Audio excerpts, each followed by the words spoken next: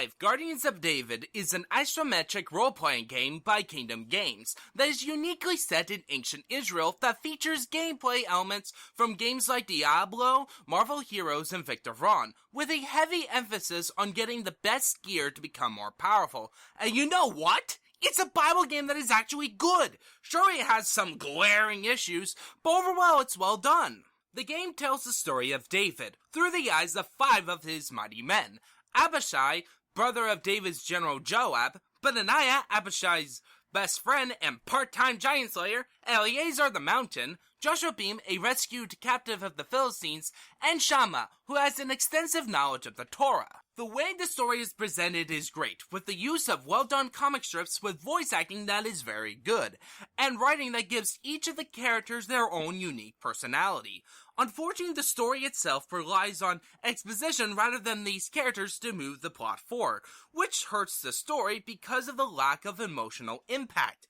It also doesn't help that it skimmed over a huge story bit involving a civil war in Israel to instead focus on the wars with the Philistines, Moabites, Edomites, and the Ammonites. For the gameplay, you controlled the 5 main characters at once, each with their own weapon and abilities that gives them a unique role in the combat, which, by the way, is the best part of the game. Seeing how awesome your guys are compared to the enemies, which comes in various types that have both strengths and weaknesses, which spices up the encounters. You also can visit shops to sell useless gear or buy specific gear that you couldn't get on the battlefield, like builds for some reason.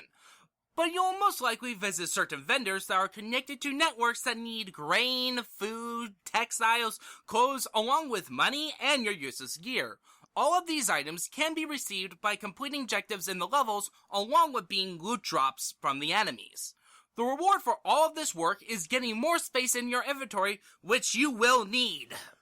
Other rewards are holy people who give special buffs that last for a long time. Unfortunately, the game gets old fast due to the formulaic mission structure of finding specific objects to destroy or interact with, hunting specific enemies, or just get to the end of the level, which will lead to either a group of enemies or a boss fight, which are the worst part of the game due to every single one of them being a complete damage sponge with the same pattern every fight. The worst case is the final boss, which is just a glorified boss rush where you have to defeat him for every single weapon type in the game. Who seriously thought that was a good idea for a final boss? Luckily, the game adds a necessary variety by including stealth missions involving Abishai's sister, Ariella, who is made up for the game.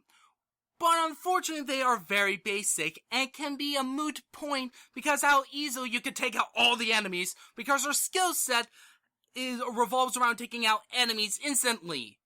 The problem is you can pull them out even when you're caught. And she's quite as powerful as the 5 when it comes to basic combat skills. Like, as long as you can manage your health, she can take out 20 guys at once. So that kind of makes the whole avoiding detection kind of pointless. But it still has the variety the game needed. There's also hidden collectibles in form of glowing stones that give some historical, geographical, and biblical context for the events of the game that gives support to the decisions the developers made in both the story and the design of the game, which is by far the best part of the game. They definitely took advantage of the setting by both staying true to the aesthetics of ancient Israel and the geography of the Middle East. The variety of distinctive nationalities of the enemies have great designs that even fit to the general culture of those nations. These elements are applied to the music as well, creating some very memorable tracks to listen to.